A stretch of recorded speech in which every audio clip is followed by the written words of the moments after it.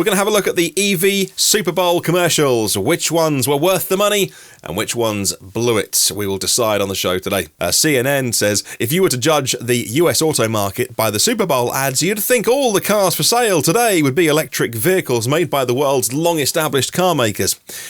And you'll never have heard of a company called Tesla who don't run ads. They do spend plenty of money, by the way, in marketing. I'll always be having people telling me, oh, Tesla doesn't advertise, they don't spend any money.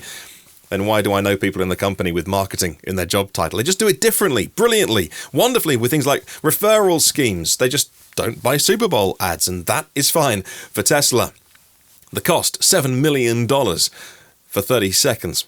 And the car makers bought about 10 minutes of those time slots. And that's just during the game. That's not pre- and post-game ads. Tesla is facing more competition than ever before, says CNN, looking for buyers who want to buy electric cars. And the established automakers have dozens of new EV models in the pipeline, some already for sale. And as you'll see from the Super Bowl ads, some of them you can't buy as well. Well, automakers invested $4 billion in TV ads in the first 9 months of last year, according to Kantar, and the dealers themselves spending another $625 million in the same period.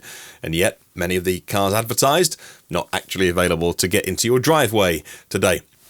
Which ads worked well, which didn't, we'll rate them in a moment. But now, Polestar's ad, which we'll talk about in a second, which was pretty punchy, I gotta say, taking aim at the likes of Tesla and Volkswagen and Elon Musk, proved to be the most popular. According to new research out hours after the game, the 30-second ad by Polestar performed 23 times better than similar commercials aired during the game, according to the consumer search data firm EDO. The Polestar ad, with the message "no epic voiceovers" and "no empty promises," did very well. 5 of the top 20 Super Bowl ads that were the most searched for online during and after the event were EV focused. That's were Polestar, Kia, Nissan, Chevrolet, and BMW, according to search data. Pop a link to that story from Reuters in the show notes. All right, now let's have a look at some of those commercials. I can't play you the audio for copyright reasons, even though some of them are just talking. Maybe I'll try and play a couple, but otherwise I'll get dinged on copyright. It's just the way the algorithms work. But we'll start off by having a look at some of the ads and rating them as we go. Okay, the first one is for the first ever all-electric Chevy Silverado. Says this: now, in order to understand the advert, which is a shot of signs heading into New Jersey, roads, tunnels, flyovers, the city skyline of New York in the background, aircraft in the air, smoke coming out of industrial buildings and bridges, you have to know The Sopranos. And I do know, as a cultural event, The Sopranos. I know the name Tony Soprano. I'm not immune to these things, but I've never ever seen an episode of it, so this means nothing to me at all. I gather the lady driving the car, one of the characters from the show, driving her Silverado. We've seen one shot of the badge Silverado. 40 seconds in, we get a shot of the truck, the 4-wheel steering, a close-up of that. It parks up outside a restaurant next to a charger. She plugs it in, and she gives an embrace to another character who I guess is also a character from The Sopranos. It ends with all-electric Silverado, reserve yours now. And again, The Sopranos is not a show I've ever watched, but I know about it, don't live in a cave. According to data, this 90s and noughties TV show is getting a bit of a resurgence on streaming with a younger audience, so could that be a genius move? Get the reputation of being a cool brand, a cool commercial with the younger audience, and yet with the older audience that's maybe got more disposable income, that saw the show the first time round, they like it. I have to score this maybe a 5 out of 10. It did show the vehicle, but only for a few seconds at the end. It didn't really show any of the benefits of the vehicle apart from the 4-wheel steering, that got a pretty big close-up, and the fact that she plugs the vehicle in and walks away. Because we've seen those ads by Toyota, because they hate electric vehicles, they've run adverts in the past of a man stranded in the desert, plugging in his car and standing there as petrol hybrids go past. And that's not what we do. We don't just plug our car in and stand there like we're pumping gas. So full marks for that. But apart from that, I feel like this was tapping into a cultural event more than anything about electric vehicles. And so for that, I'm going to score it a 5 out of 10. It didn't really work for me. Let me know in the comments below if it worked for you. All right, next up, Hyundai's Ioniq 5 ad. Famous actor Jason Bateman, with his comedy hat on, starts off around a fire dressed as a caveman. They're cooking meat over this fire, and he's talking about how evolution meant that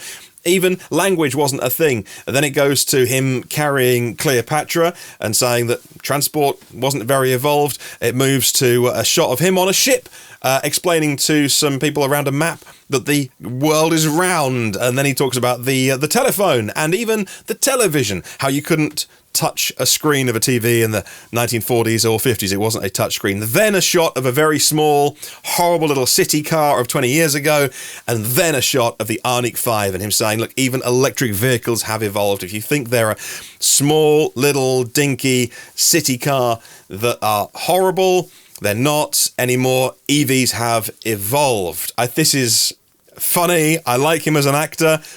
I can't think what I've seen him in. I know that I've watched Juno.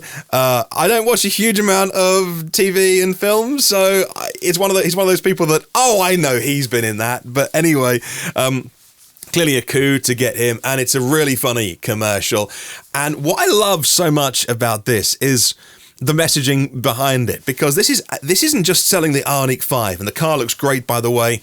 Again, you don't see it until the end of the advert. You see him driving it, so it doesn't really feature the car the whole way through, but it does as much sell the car as it does electric vehicles. It's all about evolution, and there was a time when we couldn't speak, we thought the earth was flat, that the telephone was something that was on a wire, that you couldn't touch your television screen when it was a little box in the corner of the room, and also that EVs are nothing like those dinky little, I guess I'll say smart cars, but it wasn't a smart car in the ad. That EVs have moved on and evolved, and that for me does so much for the community, the EV community, the messaging.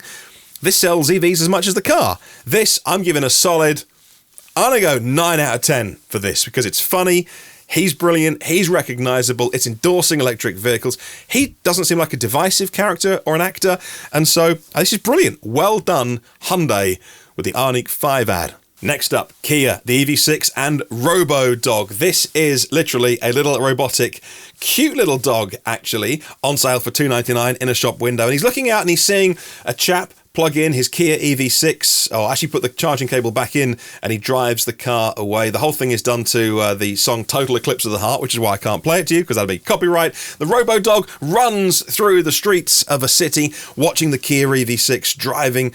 This dog is super cute, little robotic dog. He's wagging his tail, he's got big eyes, and he's charged up, so he's an electronic robot dog. He's jumping over buildings, trying to chase after the Kia EV6, which is looking good from every angle. The dog jumps off a building and runs out of charge halfway down, and you think, did the dog make it? Then you see the man plugging in the vehicle to load, plugging in the dog, recharging Robodog, who then goes on a trip with cute actor guy hanging out the side of the Kia EV6. Now, this is one of those TV ads where the car pretty much appears throughout the whole thing.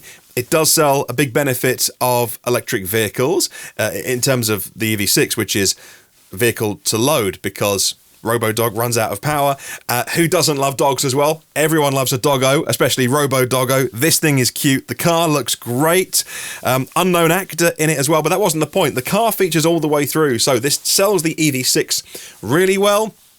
Most people, I think, would notice that he recharges Robodog from the car, vehicle to load, although if you don't know that cars are bidirectional, you might not make that connection, but either way, look, the dog is super cute. People were going to social media afterwards to talk about Robodog. This, I reckon, a solid 8.5 out of 10.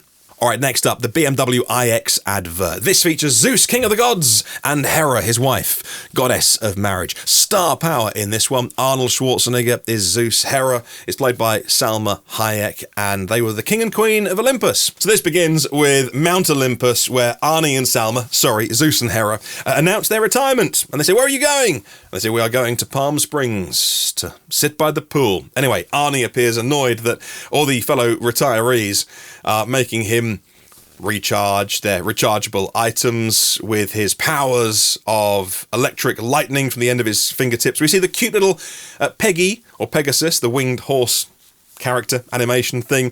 Arnie is annoyed that he has to also electrify a golf buggy from a fellow retiree, and then he blacks out the city. However, Salma Hayek returns with a present, yes, the new BMW iX for Arnie to cheer him up, and they go for a drive. And I like it says at the bottom of the screen, immortal professional driver, if you noticed that one. Then they drive down the road and he's turning all the lights green with his electric fingertips. She looks at the camera knowingly and makes eye contact with the viewer because, of course, that she is in charge. And actually that's very true because many of the majority of the purchasing decisions, I should say, in households are made by women. So there we go. What do we think of that advert? Well, you can't help but see it's Arnie, and you can't help but be wowed by some of the visual effects. The car looks good in it. It is obviously a very premium car, so you're talking to 100 grand plus buyer for the BMW iX. This has more of a wow factor than anything about the car. I mean, the story of them retiring and getting bored in retirement, where he is just being asked to electrify rechargeable things. I don't know if that really works. Doesn't land for me. The car looks good, but then they also sing Electric Avenue, which is kind of a cliche, right? How many times have I heard Electric Avenue be used in the EV world? It's kind of like, yeah, this isn't 10 years ago. So maybe some fresh ideas needed there in choice of soundtrack.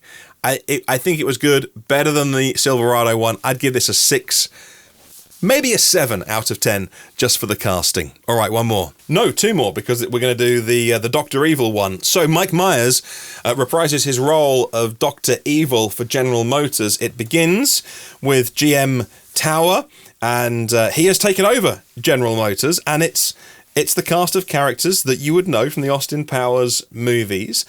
He says that he's going to take over the world, but he's not allowed to take over the world as Dr. Evil because, as his son tells him, climate change is happening. It's a number 1 threat to the world. And so he is told he's the number 2 threat to the world, which he doesn't particularly like. His son tells him that he has to protect the planet because Dr. Evil now has a grandson. It goes through some Austin Powers memes of Mike Myers raising his little finger up to his mouth, of the nanny character who's dressed in the sort of the black leather plastic Frau, telling him off, and the kind of all the Austin Powers-y stuff that you would expect. He starts to have an argument with his son, Scott, and interrupting him, and that joke from the films, which works really well in this. If you've seen the movies, then you'll get it. They're telling kind of the same jokes again on here, but not really featuring the cars, talking about reducing Dr. Evil's carbon footprint. Then he walks up to a Hummer and won't give his son or his grandson, Scott, a lift. But when he looks into the crib, the baby is like a baby Dr. Evil, little baby Mike Myers. So look, I like this. It's funny. Linking it to climate change was a little contrived and a little bit cheesy, but again, you notice it, and it's got an all-star cast and fantastic. It's like a mini movie, this thing. It's 90 seconds long. It's written really well. It says EVs have arrived in the final shot at GM headquarters. You had the Hummer. There was, what else was there? There was the Lyriq, Cadillac Lyriq was in shot. There was another sports car as well at the end. And so, yeah, I mean, doesn't really feature the vehicles. It's more of a brand building thing for Volkswagen. Now, let's get on to the last one, and this is Polestar. All right, the last one is Polestar, and you won't be surprised with the look of this. Black, white, shades of grey, monotone, very Scandi. It's white letters on a black screen. Then they start to show the car as well. The words on the screen say no epic voiceovers, no punchlines, no Dieselgate, ouch, no dirty secrets, no hidden agenda, no empty promises, no shortcuts, no conquering Mars, wow, burn, no blah blah blah, no settling, no greenwashing, no nonsense. As you see more of the car, no committees, no consensus, no compromises, shots of the lights and the badge at the front, no to Polestar 2. Okay, that was quick, that was 30 seconds, that's what they spent 7 million on, and that was the one that apparently cut through the most. Very, very interesting. Super simple, nobody famous in that, as you'd expect from Polestar. Again, very Scandinavian looking, very, I would say, classy, very Apple in many ways. I like it. Maybe I'm swayed a little bit by the fact that I've read that research to say that people found that the one that cut through the most. It didn't the first time I watched it. Yes, it did take aim at Elon Musk, saying no trips to Mars, no blah, blah, blah, aimed at VW, no Dieselgate. And that's something that they can do as Polestar. Now, yeah, okay, so they come from Volvo and combustion land, but Polestar can start afresh. In fact, in Polestar Spaces, they big up their no heritage. We have no heritage, which is good and bad. Like, they do have heritage. They make amazing Volvos, performance bits of Volvo, but as an EV maker, yeah, I guess they're starting from scratch. What do you think of those? If you've watched them, if you've seen them, I'd love to know from you what you think of them. Well, thank you so much for watching the show today. If you haven't signed up for the audio version of this podcast, you bloomin' well can do. It's all right. It's like this, but without pictures. But it's dead handy to get me in your ears when you're out and about, walking the dog, going to the gym. And if you want to have a look at our Patreon page, you can do that too. It's patreon.com/evnewsdaily. It's the only way this show gets on the air. Thank you so much to everyone who is a member on Patreon. A handful of, compared to the total size of the audience, it's a small number of people, like 250 people, fund this show. It's amazing. Thank you so much. Have a good one. I'll see you tomorrow.